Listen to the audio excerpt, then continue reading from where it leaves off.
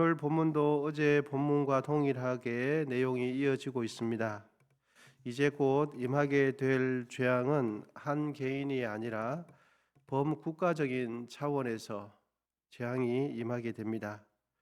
이 재앙 앞에서 회개를 상징하는 굵은 베옷을 입고 통곡하며 부러지져야 할 사람은 단연코 여호와의 제사장들이 됩니다. 성막에서 섬기는 제사장들이 가장 먼저 굵은 베옷을 입고 회개를 시작해야 됩니다. 앞으로 닥칠 재앙으로 인해 여호와의 전에 매일 드리는 소제와 전제가 끊어졌기 때문이지요. 여러분, 하나님께 마땅히 드려져야 할 제사가 끊어졌다는 것은 무엇을 의미하겠습니까? 그것은 하나님과 맺은 언약에 심각한 문제가 생겼다는 것을 이야기해 줍니다. 구체적인 증거를 신명기 28장을 통해서 저희들이 확인해 보기를 원하는데요. 신명기 28장은 하나님의 백성들이 하나님의 말씀대로 살면 어떤 복을 받게 되고 하나님의 백성들이 하나님을 떠나면 어떤 어려움을 겪게 되는지 신명기 28장이 기록해 주고 있습니다. 축복과 저주 이렇게 이름이 붙기도 하는 장이죠. 아마 신명기 28장을 보시면 이 장 이렇게 생각을 금방 하실 겁니다. 신명기 28장 1절에서 6절인데 제가 부분적으로 한번 읽어 드려 보겠습니다. 1절입니다. 내가 내 하나님 여호와의 말씀을 삼가 듣고 내가 오늘 내게 명령하는 그 모든 명령을 지켜 행하면 내 하나님 여호와께서 너를 세계 모든 민족 위에 뛰어나게 하실 것이라. 그 다음에 3절이거든요. 이제 우리 성도님들께서 익숙하신 구절이 나옵니다. 성읍에서도 복을 받고 들에서도 복을 받을 것이며, 그 다음에 4절인데요. 내 몸의 자녀와 내 토지의 소산과 내 짐승의 새끼와 소와 양의 새끼가 복을 받을 것이며, 그 다음에 여러분 8절입니다. 8절 읽어드리겠습니다. 여호와께서 명령하사 내 창고와 내 손으로 하는 모든 일에 복을 내리시고 내 하나님 여호와께서 내게 주시는 땅에서 내게 복을 주실 것이며, 이렇게 기록하고 있습니다. 여러분, 하나님의 백성들이 하나님의 말씀을 따라서 잘 살고 행하게 되어지면 복을 받는데, 어떤 복을 받느냐 하니까 이 세상에서 누리게 되는 보통 이야기하는 세상적인 복을 받게 되는 것이죠.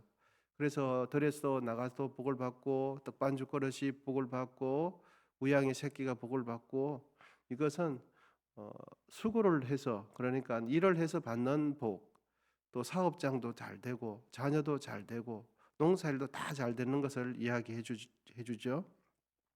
그런데 신명기 28장에 보면 이 세상에서 잘 되는 복만 기록되어 있지 않고 하나님을 떠나게 되면 어떤 어려움을 당하게 되고 어떤 저주를 받게 되는 것도 신명기 28장을 기록해 주는데, 28장 36절에서 42절인데 부분적으로 또 한번 읽어 드리겠습니다. 하나님을 등지고 우상을 섬기게 되면 어떻게 되는지 관한 내용이 되겠습니다. 36절입니다. 여호와께서 너와 내가 세울 내 임금을 너와 내 조상들이 알지 못하던 나라로 끌어가시리니 내가 거기서 목석으로 만든 다른 신들을 섬길 것이며 여호와께서 너를 끌어가시는 모든 민족 중에서 내가 놀림과 속담과 비방거리가 될 것이라. 또 38절입니다. 내가 많은 종자를 들에 뿌릴지라도 메뚜기가 먹음으로 거둘 것이 없게 되고, 그 다음 39절에 또 보시면 내가 포도원을 심고 가꿀지라도 벌레가 먹게 되고 포도를 따지 못하고 포도주를 마시지 못할 것이며, 42절을 보시면 내 모든 나무와 토지 소산은 메뚜기가 먹을 것이며.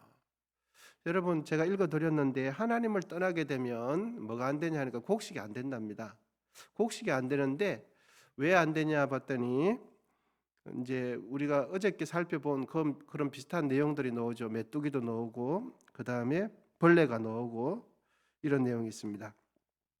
그러니까 하나님의 백성들이 열심히 수고를 하지만 하나님을 떠나게 되면, 어저께 저희가 살펴본 대로 메뚜기가 먹은 것을 너치가 먹고 남긴 것을 또 황충이 먹는다, 이런 말씀이 있었죠.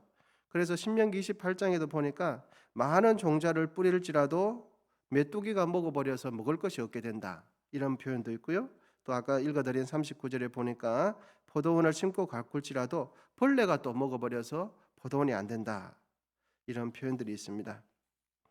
그러니까 신명기 28장에 기록된 내용에 의하면 요엘서에 기록된 상황을 한번 비추어서 점검을 한번 해보면, 이 당시 백성들은, 하나님의 백성들은 하나님의 말씀을 들었습니까? 안 들었습니까? 안 들었다는 것을 확인이 되어지는 거죠. 그러니까 이 신명기 28장을 통해서 요엘서 이스라엘 백성들이 지금 당한 상황을 보면, 구체적으로 요엘서는 기록해 주지 않았지만 결과는 하나님의 백성들이 하나님에 떠나 있다. 그래서 곡간이 전혀 안 되고, 그리고 늘 드려야 되는 소제와 전제가 드려질 그 성전에서 예배가 드려지지 않는다, 제사가 드려지지 않으므로 가장 먼저 제사장들이 엎드려서 굵은 베옷을 입고 하나님 앞에 나와야 한다는 것을 말씀해 주고 있습니다. 하나님을 떠나 우상을 섬김으로 메뚜기의 재앙이 임하게 되고 가뭄이 임하게 되고 불의 재앙이 임하게 되므로 전대미문의 어려움을 겪게 될 것이다 하는 것이 지금 이제 요엘서 1장 전반에 대한 내용이 되겠습니다. 여러분, 하나님께서 이스라엘 백성들에게 그 가나안 땅을 주실 때에 앞에 붙은 수식어가 축복, 젖과 꿀이 흐르는 땅이 가나안 땅입니다. 그런데 이 가나안 땅이 이제는 생명이 흘러야 하는 그 땅이 이제는 더 이상 생명이 살아갈 수 없는 황폐한 땅이 되어버리고 있는 것이죠. 가뭄의 재앙이 본문 17절 18절에서 가뭄에 대한 내용이 기록이 되어 있습니다. 여러분, 17절 18절 우리 같이 한번 읽어보시면 좋겠습니다. 같이 읽으시겠습니다. 시작.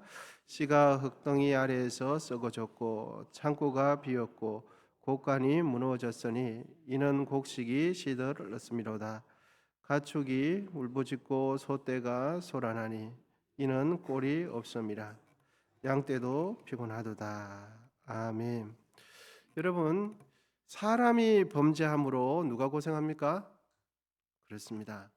다른 피조물, 다른 생명체가 고생을 하는 거죠. 사람이 범죄함으로 하나님께서 먹어야 할 양식을 주지 않으므로 사람도 고생하지만 소와 양이, 가축이 고생을 하는 겁니다. 이걸 조금 더 구체적으로 공간을, 범위를 좁혀보면 사람이 아니라 하나님의 백성들이 죄를 범함으로 피조세계가 고통을 당하고 있는 것을 알 수가 있습니다. 요엘 선지자는 이런 무시무시한 여호와의 심판이 있을 것이다 라고 지금 경고를 해주고 있는 내용이 1장입니다. 그래서 본문 15절을 보시면 슬프다 그날이요 여호와의 날이 가까웠으니 곧 멸망같이 전능자로부터 이루리로다. 아멘. 여러분, 심판을 하시는 분은 하나님이신데, 그죠? 심판을 하시는 분은 하나님이신데, 그럼 하나님께서 심판을 하심으로 하나님이 악하신가? 심판을 하시는 분이 하나님이신데 하나님은 그럼 심판하시기를 좋아하시는 분인가? 여러분 어떻습니까? 그렇지 않죠. 우리가 하나님을 섬기다 보면 이제 다 그러신 건 아닌데, 이렇게 기도를 하는 내용을 들어보거나 대화를 하는 내용을 들어보면 하나님을 악하신 분으로 만드는 분이 있습니다. 어떤 표현이냐 하면, 하나님은 내가 기도를 해도 잘 안 들어주셔. 그리고 내가 뭘 했는데도 하나님은 잘 안 들어주셔. 하나님 이번만큼은 하나님 들어주셔야 됩니다. 하나님 우리 자녀 뭐 꼭 이렇게 하나님 해주셔야 되는데 하나님 왜 안 해주십니까? 이러면서 기도를 가만히 들어보면 악하신 분은 누굽니까? 하나님이세요. 하나님은 너무너무 인색해요. 기도를 가만히 들어보면 하나님은 너무너무 인색하신 거예요. 우리는 기도할 거 다 하고 하나님께서 원하시는 거 다 했는데 기도를 안 들어주시는 분은 누구십니까? 하나님이세요. 왜 이렇게 기도를 안 들어주시는지 모르겠어요. 하나님께서 왜 그렇게 병을 안 낫게 해주시고 왜 그렇게 복을 안 주시는지 모르겠어요. 그래서 가만히 들어보면 나쁘신 분은 누굽니까? 하나님이세요. 하나님을 우리가 생각해 보면 정말 하나님께서 심판하시는 이유는 하나님이 나빠서 그런 게 아니고 이스라엘 백성들이 어떻게 했기 때문입니까? 하나님을 떠나서 그런 것입니다. 그러면 심판하시는 것은 하나님께서 심판하시기를 좋아하셔서 그런 것이 아니라 하나님의 공의가 임하는 겁니다. 사람이 이렇게 죄값을 받는 것은 법이 나쁜 겁니까? 그렇지 않죠. 법이 나쁜 것이 아니라 그 법을 어긴 사람이 죄값을 받는 거죠. 속도를 위반해야 되는데 위반해가지고 딱지 받았으면 누가 나쁜 겁니까? 법이 나쁜 겁니까? 아니죠. 법을 지키지 않은 내가 잘못한 겁니다. 그래서 우리가 신앙생활 할 때도 하나님을 생각할 때에 하나님은 참 나쁘신 분으로, 인색하신 분, 사랑이 없으신 분으로 이렇게 생각하시면 안 되는 것입니다. 하나님은 누구보다도 사랑이 많으시고 누구보다도 긍휼이 많으시고 누구보다도 공평하신 분이십니다. 그래서 우리가 하나님을 생각할 때 어떤 어려움이 있으면 하나님께서 나에게 어려움을 주시네가 아닙니다.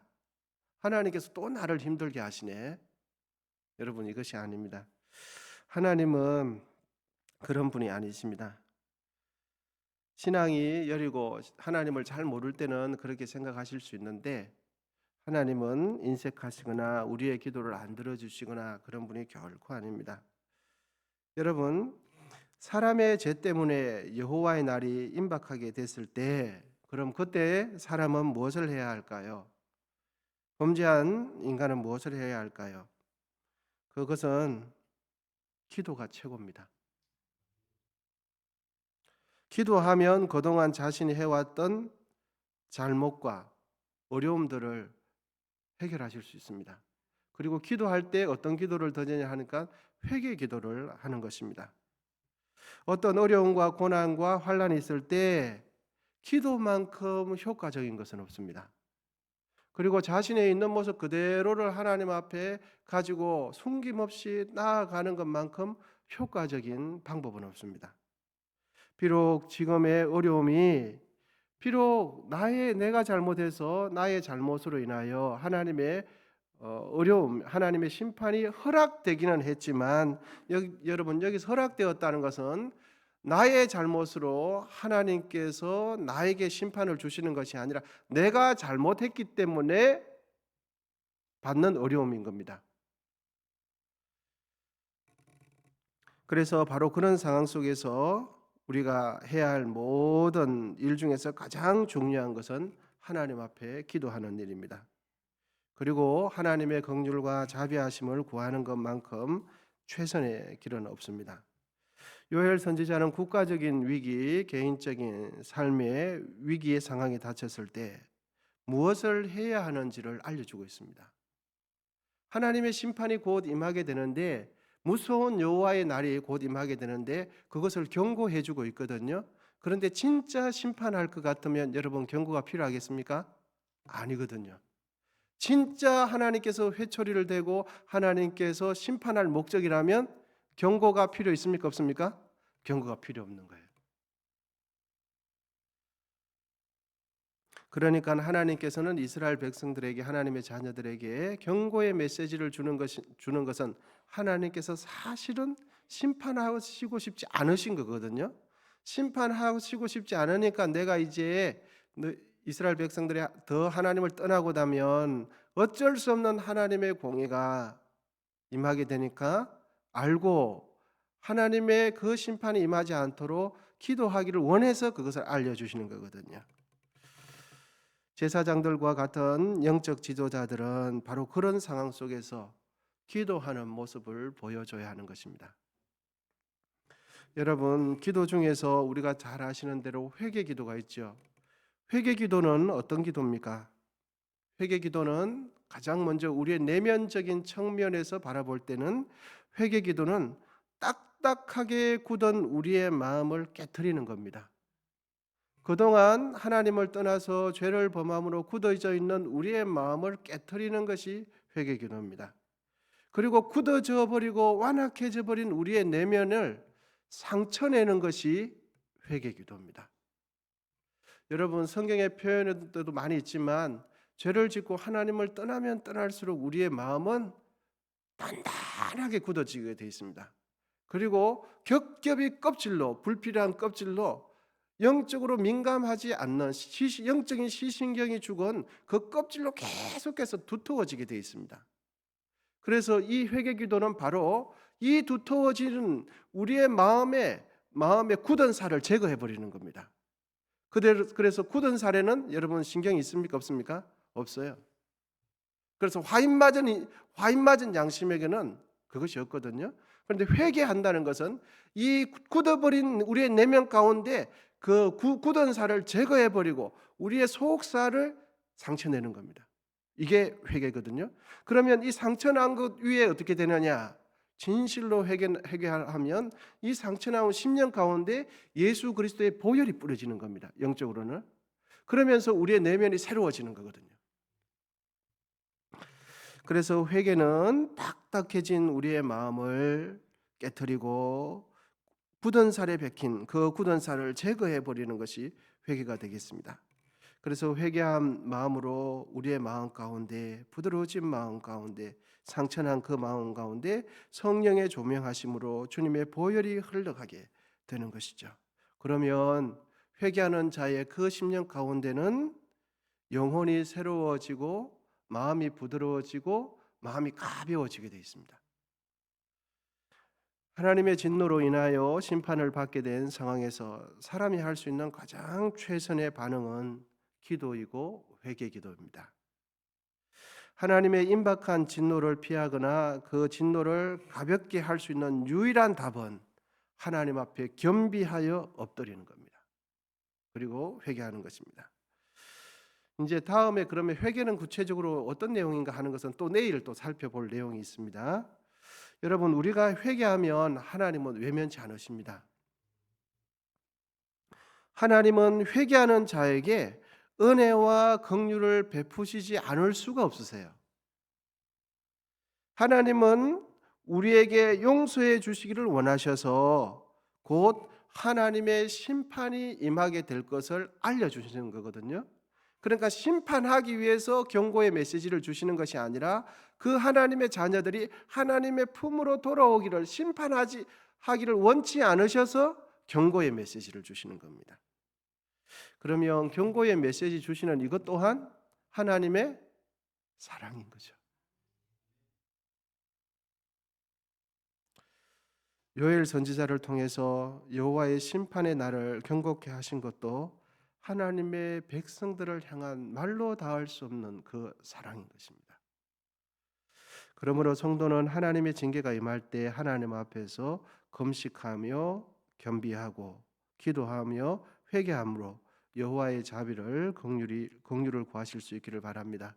오늘 말씀을 딱 한 절로 요약하면 어려움이 있을 때는 하나님 앞에 기도해야 되는데 어떤 기도냐 하면 그동안 자신을 돌아보면서 회개 기도를 하는데 회개 기도는 뭐냐? 그냥 입술로 자신이 했던 것을 잘못했다고 시인하는 것이 아니라 내면적인 측면에 봤을 때 굳어진 자신의 마음을 깨트리는 겁니다. 완악해져 버린 자신의 굳은 살을 제거해내는 겁니다. 이것이 내면적인 측면에 있어서 회개입니다. 기도하겠습니다. 하나님 아버지 감사합니다. 오늘도 주의 은혜 가운데 주의 전에 오게 하시고 또 말씀 듣고 기도하려고 합니다. 하나님 은혜 베풀어 주시고 늘 우리의 심령이 하나님 부드럽게 하시고 우리의 심령이 굳은 살이 아니라 하나님 기뻐하는 평안의 마음, 부드러운 마음, 어린아이와 같은 마음을 가질 수 있도록 인도해 주옵소서. 오늘도 주의 전에 오시면서 아버지 하나님 선교에 필요한 헌금을 드리고 차세대 헌금을 드리고 생일 감사 헌금을 드리고 아버지 하나님 1000번째 기도 예물을 드렸습니다.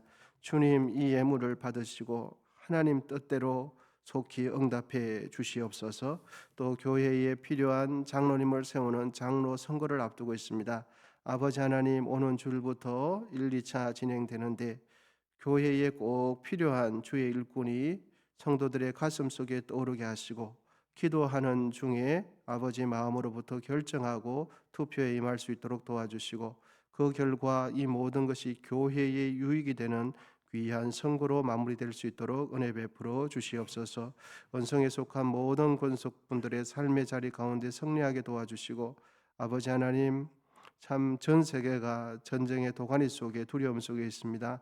하나님 기억해 주시고 하나님 평화로 임재하여 주시옵소서. 이제는 우리 주 예수 그리스도의 은혜와 하나님 아버지의 담없는 사랑과 성령의 교통하심이 회개를 촉구하시는 하나님의 경고의 메시지 역시 우리를 사랑하시는 하나님의 사랑임을 알고 그 사랑에 반응하며 살아가기로 다짐하는 우리 모두 위에 이제로부터 영원히 함께 하시기를 간절히 축원하옵나이다. 아멘.